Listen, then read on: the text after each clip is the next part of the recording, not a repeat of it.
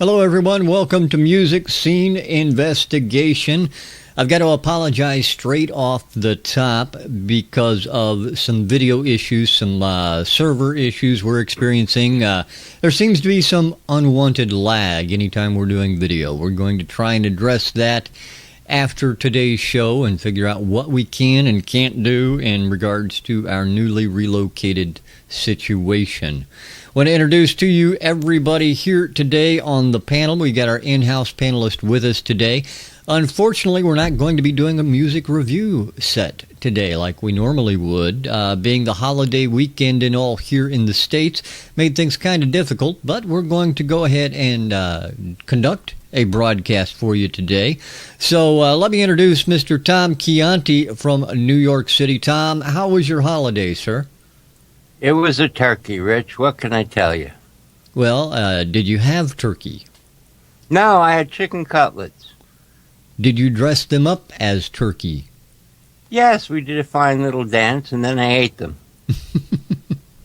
Were they good? Oh, yummy. All right, well... Guys, I need to... Sorry, as an Englishman, I hate to butt in, but I need to understand something, right? Why does... more than that. Why does your president pardon a turkey? It's the politically correct thing to do. At least that's, this has gone on for years and years and years where the president will pardon not one but two turkeys during the holiday season as a show of good faith that we're not just brutal killers that the world appears to think we are. And to be at peace with the turkey nation. Okay, so you kill thousands, spare one, and think that's good enough, right? Yeah, pretty much. Okay, just so I understand. Well, we don't want to overdo it. Yeah, and at least we're honest about it, right? Yeah, I just needed it spelled out to me in black and white. I didn't quite understand the whole pardoning a turkey thing because, we don't do that in England and we consume a lot of turkeys over Christmas. Well, Ian, by the way, welcome to the show. Now, do you guys do the same traditional kind of Thanksgiving celebration as what we do here in the States? I would imagine you don't, but I don't know. No, we don't do the Thanksgiving thing. We save it all up for Christmas. Well, these turkeys that the president has pardoned were very bad turkeys. What do they do? They robbed a couple of fast food joints. Yeah, they were long-term criminals, and, just as the president does near the end of his term, he offers pardons to criminals. Well, in this case, turkeys are often pardons prior to the holiday. I just wonder what the two turkeys done to deserve a pardon. If Tom said they're robbing fast food joints, what are they, cannibals? Just going down the road for a bucket of chicken? Well, that wouldn't really be cannibalism. It would be brotherly. I don't know. They're the same. Birds are birds. Come on. Yeah. Before this goes too far into the weeds, not that it already hasn't, by the way, I do want to invite those who are fed up with the lag and any choppiness therein in our video signal to go to musicsceneinvestigation.com/radio, where you can hear us live via the radio as well. You won't hear any of the choppiness there, I guarantee that.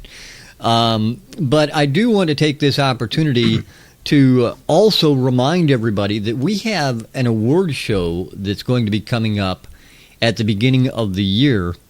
And actually the first month of the year. We haven't set an exact date, but I imagine it'll be about the middle of the month, like it normally was or was last year. And we want to invite you to come and vote for your favorites in the nominees that have been nominated for not only Artist of the Year, but also Panelist of the Year, just like we did last year. And then we've also put in place a new award this year, which is the Most Requested Artist. And all you have to do to vote in that is just request your favorite artist, no matter whether they've been nominated as Artist of the Year or not, on the radio. And we'll tally those up. Would you like a quick update on those? Pardon me? Would you like a quick update on those? Certainly, if you have an update. I can give you an update on those. So far, Best Artist Is it? We've got Stepdaddy in the lead, with Monty Pittman pulling in a close second. For the best guest, we've got Mr. Paul Miro, who was also our guest of 2011, with Dave Carrera pulling up a close second. And for most requested, we have, drum roll please. What was the drum roll? Now, I've got to tell you, the most requested that you see on the site isn't necessarily right. Ah. Now, and the reason I say that is because I've done some cross-referencing of those two items, and it seems that what's shown on the site is a little bit different than what I have in the database that I look at. So I just want everybody to be aware of that. But the most requested from our database is Project Sirius. Project Sirius, there we go. Yeah. And they are, let me see if I can figure out what song was of theirs. I think it's called the Philadelphia Experiment, if I'm not mistaken.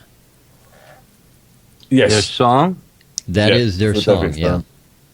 Yeah, Philadelphia Experiment.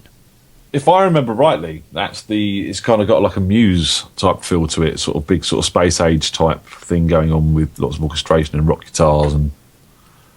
That's exactly right. It has a very unique feel to it.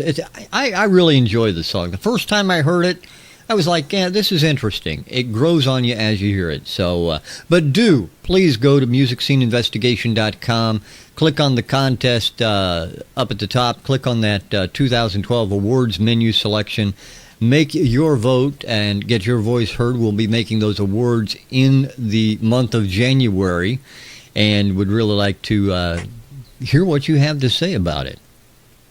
I mean, at some point during the show, would we be able to play that song? At some point during this show, we might be able to do just that. I might be able to get that queued up for us. I'll have to take a look and see if I can grab it. But before we do that, I believe that there were some topics that Ian wanted to bring up during this broadcast, since we are, again, in a situation where we're not quite set up enough to go ahead and do a full-blown review show at this point. So, Ian, I'm going to turn it over to you for a second. Well, I was just thinking, we've had some downtime, and surely in that downtime we've all been a bit busy. We could talk about maybe what you've been doing over there in the studio, Rich. I know it's been frustrating, but I'm sure people might find it interesting. I know Tom's been working on a video, haven't you, Tom? Yes, for a jazz instrumental band. A jazz instrumental band? Well, tell us about it. Do tell. Well, the video's just the montage of really cool images to go along with each one's solo and when the group comes in. But there's a lot of flame, water, and cool scenery. So the song, who's it by? By you or someone else you're collaborating with at this point? This has been one of the most strangest projects I've ever taken. They sent me the song through third party, and I've been given no information. Not the name of the group, not the name of the song, just the song.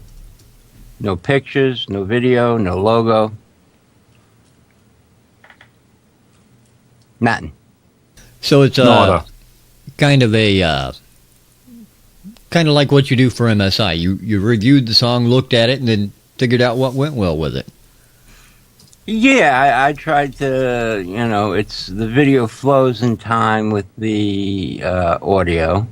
And, when the when the audio picks up or the pace picks up or it gets more exciting, I got a flaming bowling ball going into a TV, which transforms into flaming towers of speakers.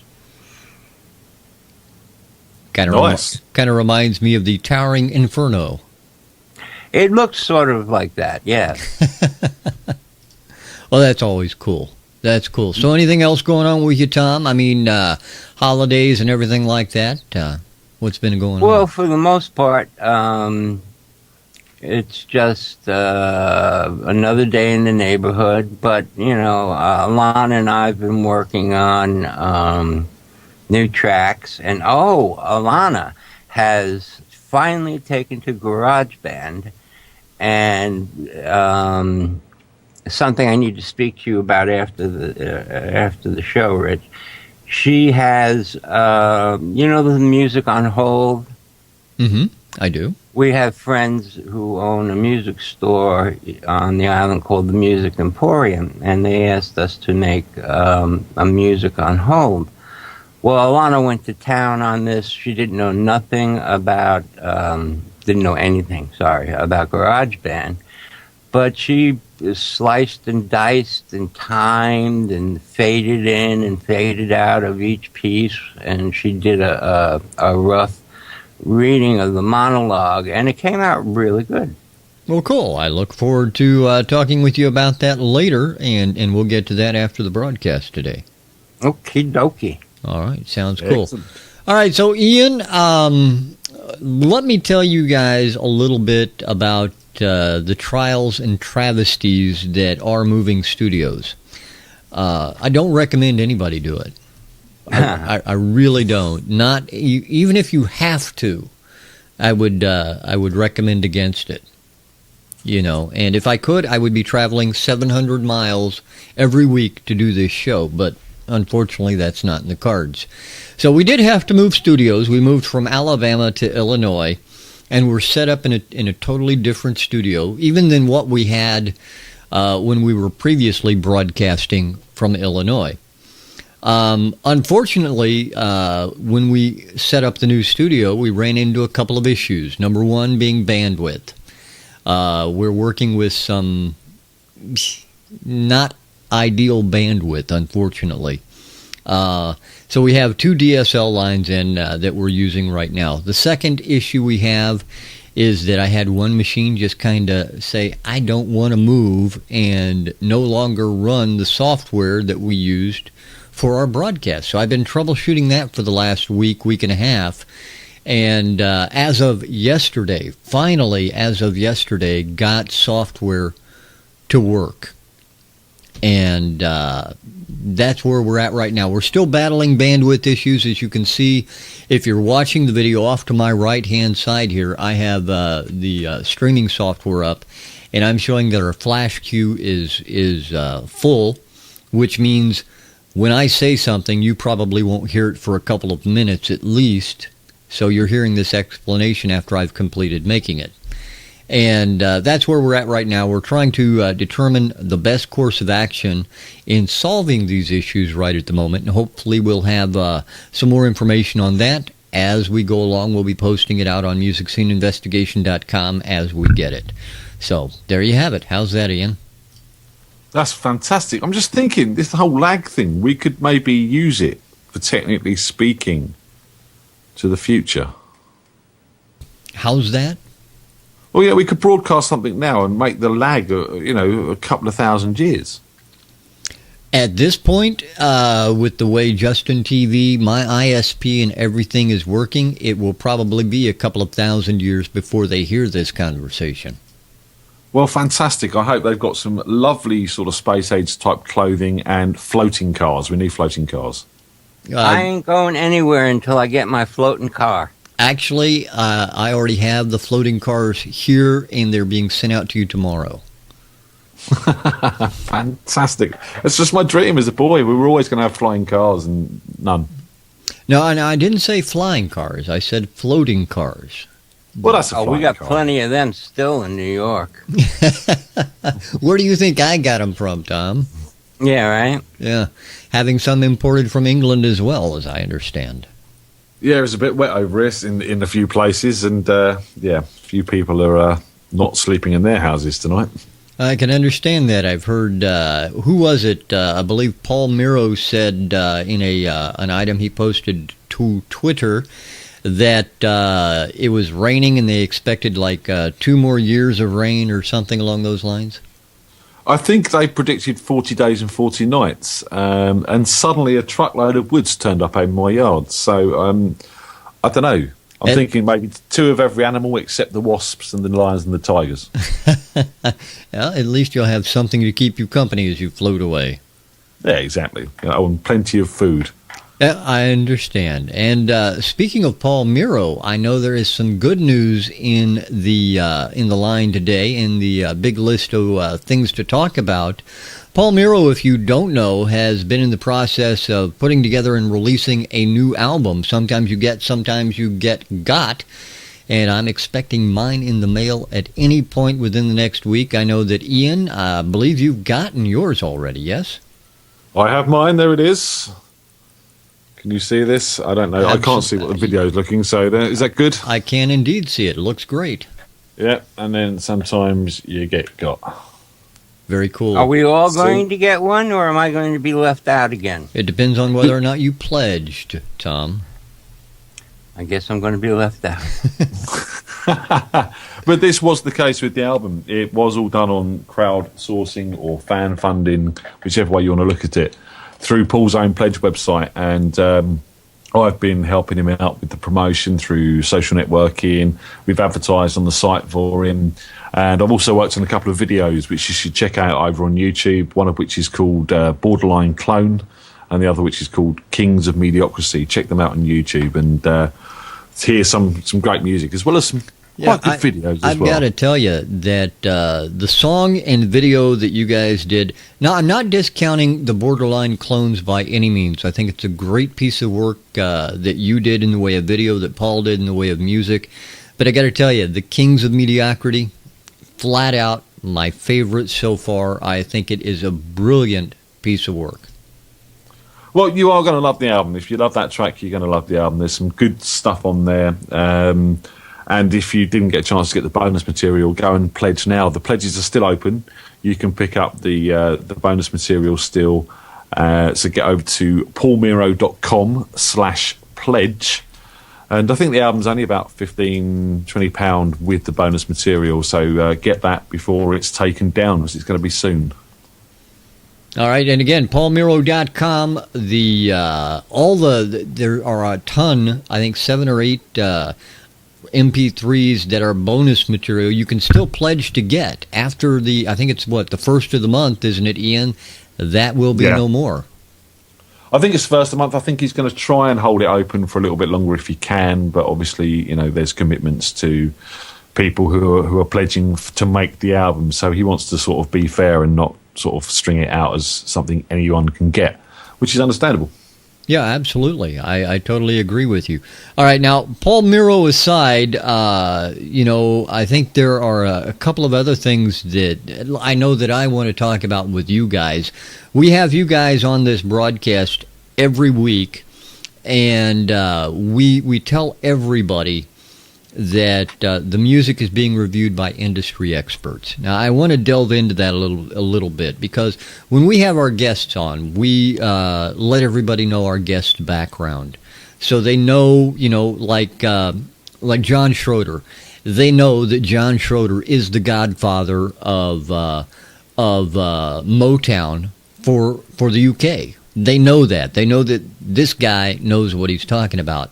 But when it comes to the two of you, Tom and Ian, that may be just not quite as clear. So what I want to do is spend a little time talking about your background and how you guys got into music, who you've worked with, what you've done, what makes you an expert in the field. So if I could, I want to start with Tom. Short and sweet, Tom. When did you get started in music, and what was your first pro job in music? And then I'll ask the same thing to Ian, and we'll flip-flop back and forth as we delve into your careers. Okay, well, actually, I'm second-generation music industry, because my father worked as East Coast rep for MCA, Sony, Elektra. He was in sales. So I never had to even buy an album until I was like 20 years old, because he would always bring home, I have some great collectibles. from that era. That was the 60s and 70s. And then in mid-80s, a friend of mine had asked me to play some keyboards on a track. So I went down to this studio and I played the keyboards. But before I could even do that, I had to rewire their entire MIDI system because it was just not set up. And I did my parts, and the engineer pulled me over and said, "Do you want a job here? Because we don't know anybody that knows about MIDI." I said, "Sure." Unfortunately, 6 months later, the head engineer passed away, and I became head engineer, and we did a little bit of label work. And then while I was running one studio, I went to another studio and began assisting on major label work. I worked with Tony Moran, Gloria Estefan, works for Cher, Redman, Method Man. Okay, now I'll tell you what. Let me stop you there. We're going to come back to that in just a second. Because I want to find out more about who you worked with, but I want to go to Ian first. Find out how you started, Ian, and your first gig, your first job in the pro business. Well, in the pro side, it was actually as a graphic designer. I was working for a small company called Design League, and they were both, Brian, who was one of the bosses, was a bass player in Spider, who we've known to come and love over the course of MSI. And the other guy had worked for Pete Waterman and EMI, and their primary focus as a design company was on music. And we used to do a lot of sleeve work. Even to the point we used to get a chance to do some vinyl stuff, because it was this was in mid-90s. And I got to, work on a lot of album sleeves, from everything like the budget stuff for K-Tel, 1,000 love songs for £2 available in every service station across Germany, to high-profile artists like Bentley Rhythm Ace, who had Beastie Boys, David Bowie, and people like that. But before that, I was working as a manager, as a songwriter. I was generally associating with the local music scene as an independent artist as well. All right, so now let me go back to Tom.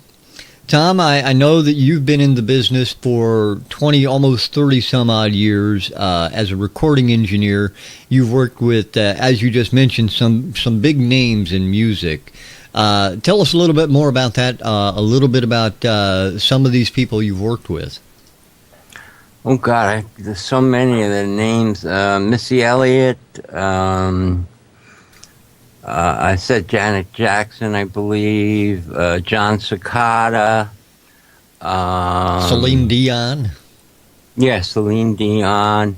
And I've recorded full orchestras, 80-piece orchestra, down to my first gig as chief engineer was the night, unfortunately, that the previous chief engineer passed away, and nobody had known about it as yet. And we had a 28-piece swing band. So the owner asked me, "Can I do a favor and do the session?" And I just went, "What?" That's kind of a big, a tall order to be dropped into, isn't it? I mean, 28-piece band right off the top of the hat. And you're dropped right in the middle of that. That must have been a pretty frightening, difficult kind of situation to be dropped in, huh? At first, I froze, and then I said, "All right, it's just like any other session," because I usually did all the mic setups and everything. So I got them all set up and everybody in their place, and went and got levels, and they loved it. I've been very fortunate where I have an affinity for engineering. I also did producing. I produced John Cicada's vocals, a lot of Raquel It was in the dance genre. I can't remember because this is going back a ways. And then I also produced outside independent artists. I ran 2 independent labels. I did, and if you want to talk about my first paying job, I was on the payroll for MCA Music as a staff writer when I was 18. So you really are, when we talk about the music industry experts, you're really one of those guys. There is no doubt about that. I've done live sound, recorded sound, TV sound, surround sound, produced, written, recorded, played. Now you mentioned played. This is something we haven't talked a lot about, and I want to touch on it. What instruments do you or have you played, Tom? Real quick. I play acoustic 12-string, electric 6-string, and a massive amount of keyboards that I have. I also sound design. And I've done Foley work and I know that right now you're in the process of doing some Foley work, some audio work, producing audio for a movie. And I want to talk about that when we come back to you, but I want to go back to Ian right at the moment, okay? So tennis, here we go. That's exactly what it is. It's back and forth, back and forth. And so Ian, from your perspective, we talked with Tom about some of the people he worked with. We talked about some of the different things in graphic artistry that you've done. How about from the music side? I know that you've been in a number of bands. You were signed. Want to tell us a little bit about some of that? Well, I was signed to a small publishing company. We had a band called Frequency, which we were in for about 10 years. And various lineup changes. We played the whole London circuit. We'd done a lot of regional radio work. And we released an album in 2004 with D4 Music, which was one of the guys involved with the Black Eyed Peas. And the nephew of Bruce Foxburn, the bass player from the Jam. So we got involved with them guys, and it kind of all fell over. It was one of those situations where it all happened, and then we didn't have professional management. We didn't have any representation at all. Just these guys from D4 Music sort of helping us out with a bit of financing. And the album was great. We recorded it up at a studio in London where people like Coldplay and Tom Jones have recorded. Up at Punish, I think Punish they were called, and Fortress Studios. And 11-track album, brilliant, great fun. Didn't do much. We didn't have the power behind us to get it out there, and that all collapsed. And then I signed a small publishing deal after that with a project called 8 Month Malfunction, where we pumped out a couple of singles with a professional producer, a guy called Joe Webb. And again, money, really. The publishing company didn't have the money to sort of do anything more. It was only a very small company, so that was shelved with the idea of coming back to it. And obviously, sometimes you shelve these things and never come back to it.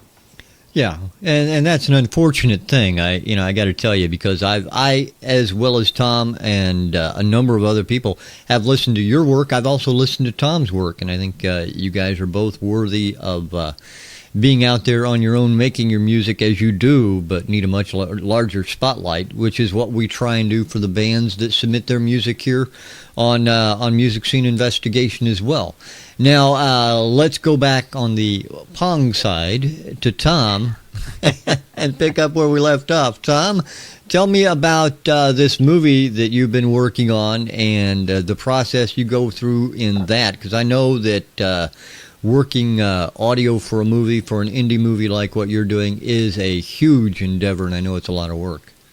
Yeah, it's an independent feature film, all animation. Elliot Cowan is the animator, producer, director. I worked with him a couple of years ago where I did music and Foley for a short. And he said I was quirky, and he liked it. So when he got this project together, he lives 2 floors down from me, literally, and knocked on my door and said, "We've got this project. I've already scored about 3 or 4 scenes for it." It is a lot of work. People don't realize even when there's quiet, you have to come up with ambient noise. Yeah, that's a good point. I never would have thought of that. Yeah, and that's the hardest thing to really pick on. I mean, obviously we can have trains going through in the background, but you've got to pick your mood, your atmosphere. It's got to be relative to the scene, and it's a very exciting project. We're supposed to mix in surround sound, which will be good for me to get my chops back. I haven't mixed in surround sound since the movie Airheads. Yeah, I've seen that movie. Yeah, and of course I didn't get credit for it. That's one of the things that's funny. Working in the hip hop field and rap field, the songs go through so many names and so many changes that you can't remember who did all the engineering. So usually it came down to the luck of the draw. Whoever was the last one to mix it, even though it had been mixed 6 times, whoever was the last one to mix it got credit. You know? No, I gotcha. Because what's that Moulin Rouge remake? I actually recorded the basic tracks for that. Okay, I gotcha. Now, from a movie perspective, you were talking Foley work earlier. What is, or would you say, is the oddest way you've ever tried to or ever accomplished, whichever way, reproduce a specific sound for the movie? Well, I do a lot of designing and coming up with sounds. I have like 6-7 synths and another 6-7 sound modules, plus a terabyte worth of samples. And basically, it's to recreate a sound is easy. Because there's volumes of libraries out there where you can get any type, 320 types of door slams. You know, so what I try to do is start with the basic and then try to make it unique in some way or another, or just take something totally unrelated and turn it into whatever the sound needs to be. Yeah, okay. I remember seeing some show where they were talking about how they made different sounds, and they took lions roaring and slowed them down and overdubbed some other stuff to make it sound like what they wanted. And I guess they got what they wanted. I think it was the lightsaber sound or something. Yeah, it does sound like a Star Wars one. Yeah. There was some other movie, though, that when they were going for a monster type roar, like for the T-Rex, in those movies, you know, and I get to do a little bit of that because, as I said, I'm doing the ambient sounds, and I'm coming up with some interesting atmospheres. And but where can we eventually, hopefully, see this movie and actually listen to this work you've been doing? Well, from what I understand, it'll be part of the New York Film Festival and then go into limited release. Okay, so we can look forward to seeing that. Does it have a name yet? No. Not yet. Okay. All right, cool. Well, we can definitely look forward to that. And as soon as you find out, I guess you'll let us know. At least I hope you'll let us know. After all, we know where you live. Yeah. Yeah. All right. Now, Ian, I want to come back to you, and then we can wrap this up here from the perspective of what I wanted to talk about. But I want to talk to you a little bit because I know that you're not sitting on your laurels either. You're in the process, or you have been in the process for many a year, doing still out doing gigs. I mean, you are a working musician. You go out every week and melt faces. That's the only thing I can. Love your way of putting it. Yeah, cheers for that, Rich. Yes, I'm the vocalist in a jam band. The jam's been going 15, 16 years now. Again, a few lineup changes, a few venue changes over the years, but it's always been on a Thursday night, 9 o'clock. And we're currently at the Rising Sun in Slough. And we've also got a covers band called From the Ashes, where we go out and just play pub rock cover stuff on Fridays and Saturday nights and Sundays. And we do a few small festivals still as well, which are remnants back from the Frequency days when we used to do them there, where we'll play to a few thousand people. And we learn special sets. Like a couple of years back, we've done a Christmas gig in September. That was called Christmas Comes Twice a Year. That was a good gig.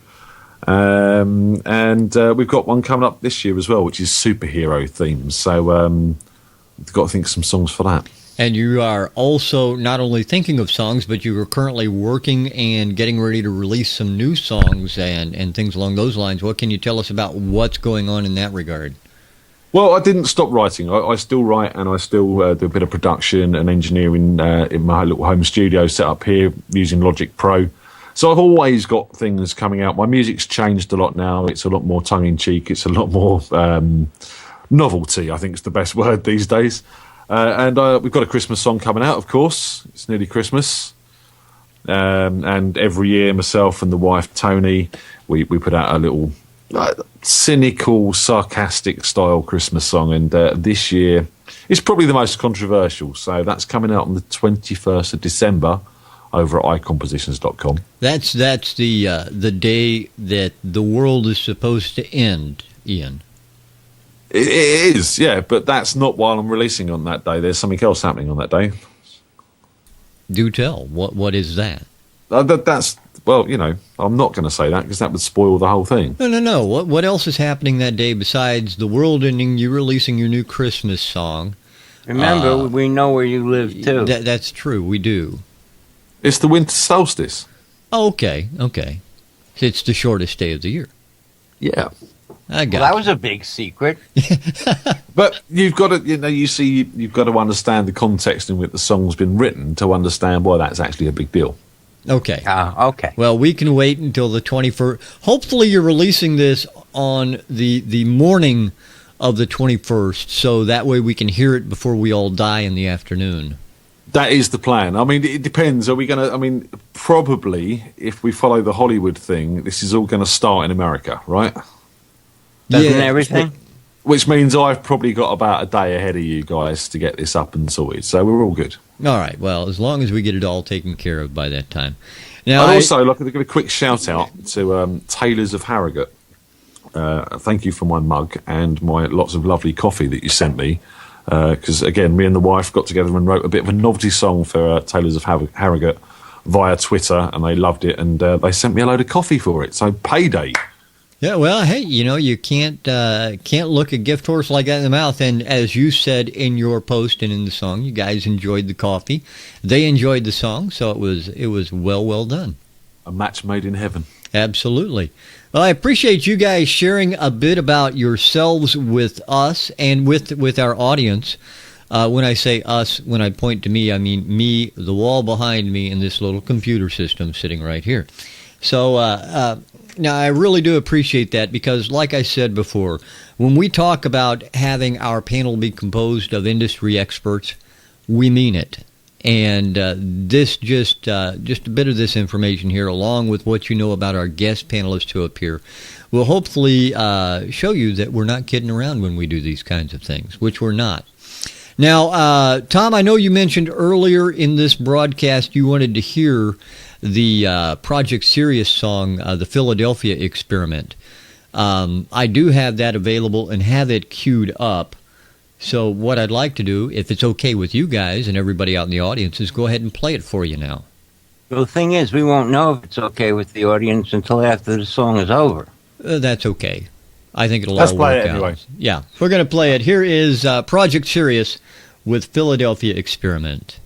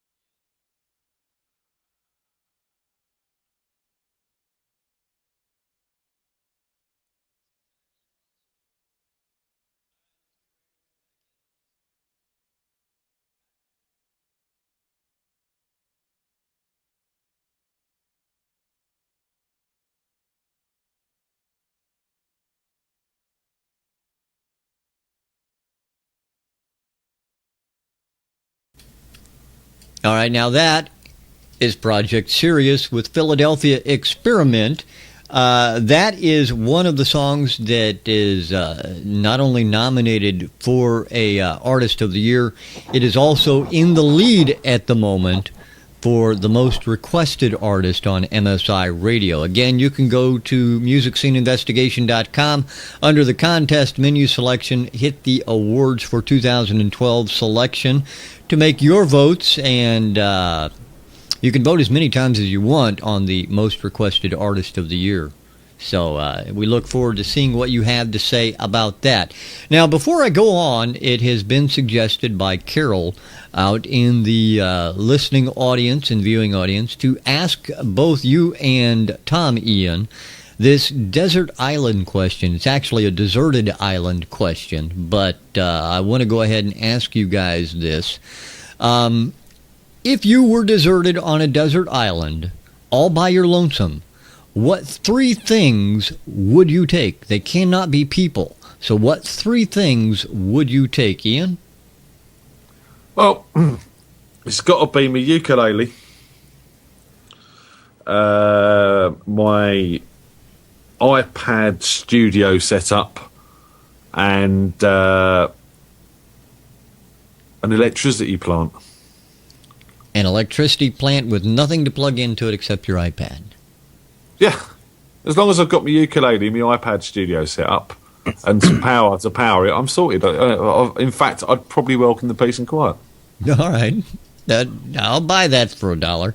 All right, Tom, what 3 things would you take to a deserted island?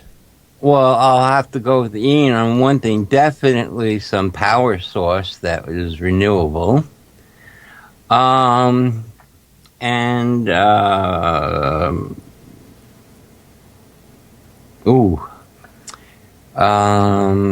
would have to be my computer and my keyboard.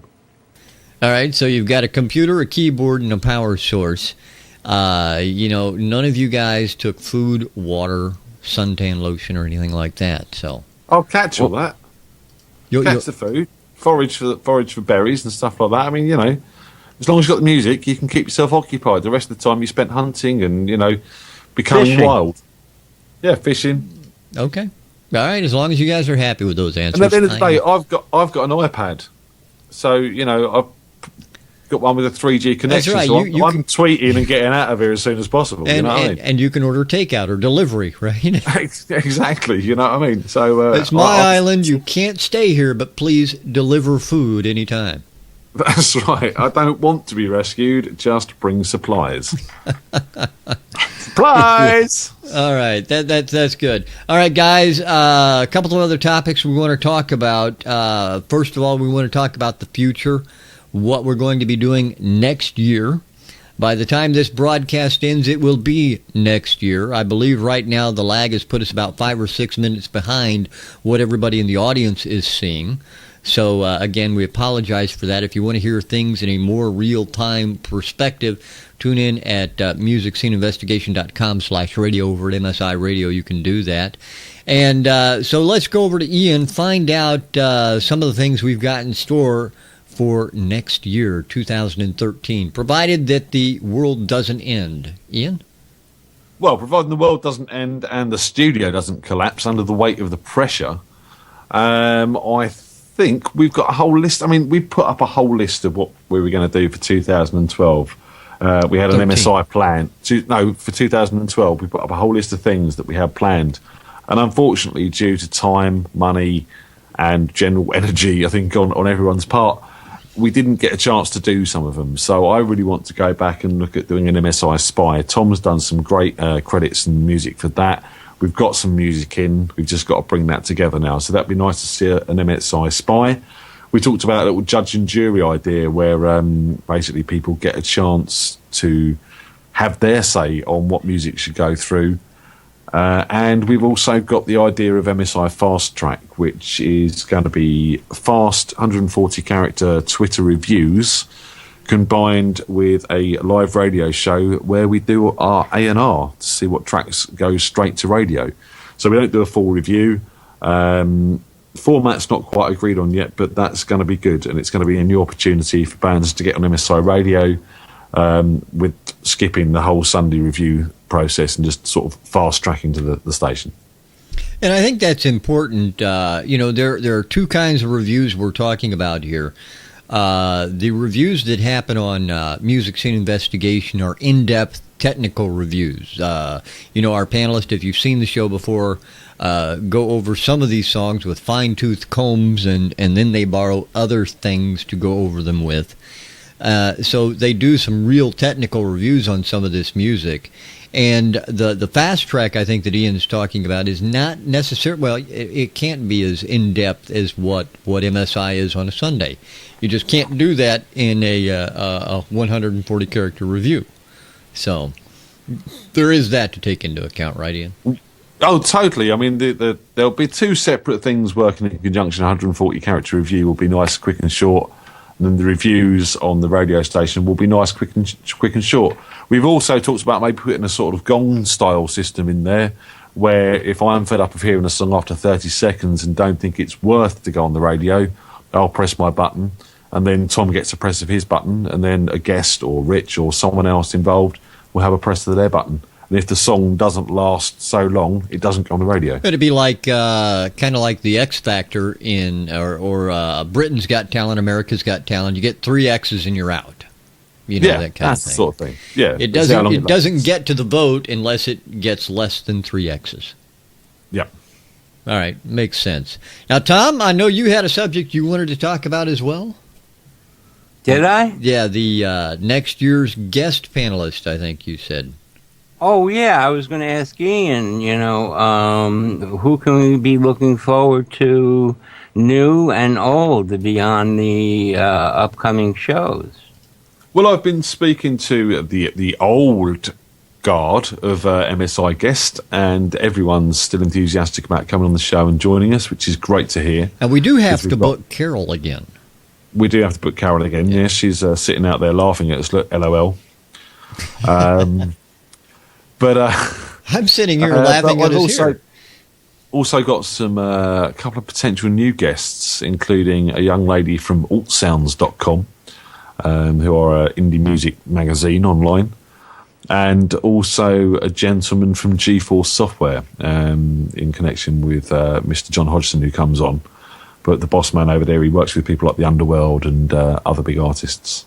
And I do know that there is another name that you have in the list that is an award-winning gentleman, if I remember correctly. Tony Palmer. Yes, sir. Tony Palmer is a legend in the movie industry, movie and documentary industry, more like. But he has actually worked with people like the Beatles, Jethro Tull, I think, Jimi Hendrix, as well as a load of big orchestras. And he's made documentaries about these people and films about these people, and has a lot of knowledge of the music industry in that sense. I think I see your angle in having him on. You're wanting him to do a documentary about us, right? Am I wrong on this? You're wrong. I think he might have a few bigger fish to fry at the moment. I mean, maybe in a couple of years when we've cut our teeth a bit more, he'll come on and say these guys were pioneering. Maybe he won't. Maybe. Yeah, nobody wants to see me get up in the morning and put my shorts on. But I mean, that is a show I want to submit music for because, to hear what he's got to say after the people he's worked with is going to be quite an interesting thing. Yeah, it really will. The question I'm interested in asking him is about the whole Paul McCartney controversy. Now, I don't want to get into it here. I just want to, take a look at the evidence for yourselves, doing that whole walk across, the street, Paul's the only one without shoes. Why is that?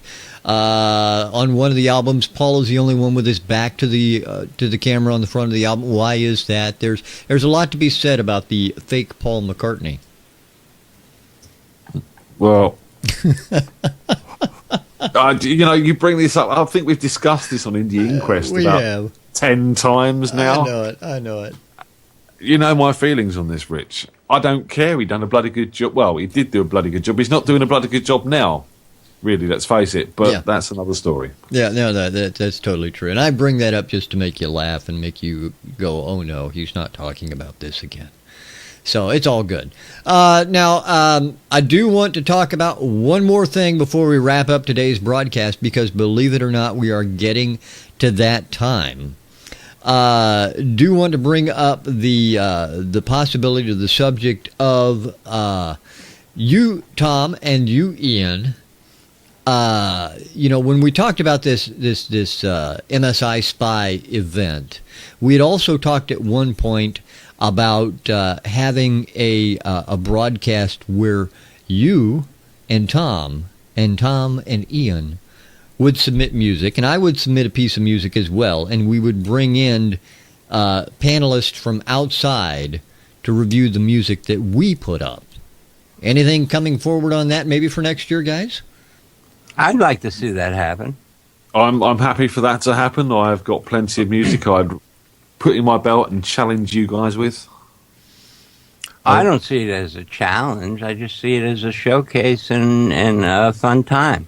Where's your sense of competition, man? You British are so... Well, there you have it. Maybe we'll see that next year. Maybe not. It depends on what happens.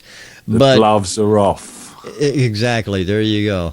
Now, I do want to thank everybody for being with us. Thanks for sitting through the technical issues we've experienced today. I'm looking over at the broadcast system. It looks like our broadcast will end about 10 minutes after we end it. So that means when I say this, it already ended 10 minutes ago, and you just don't know it yet.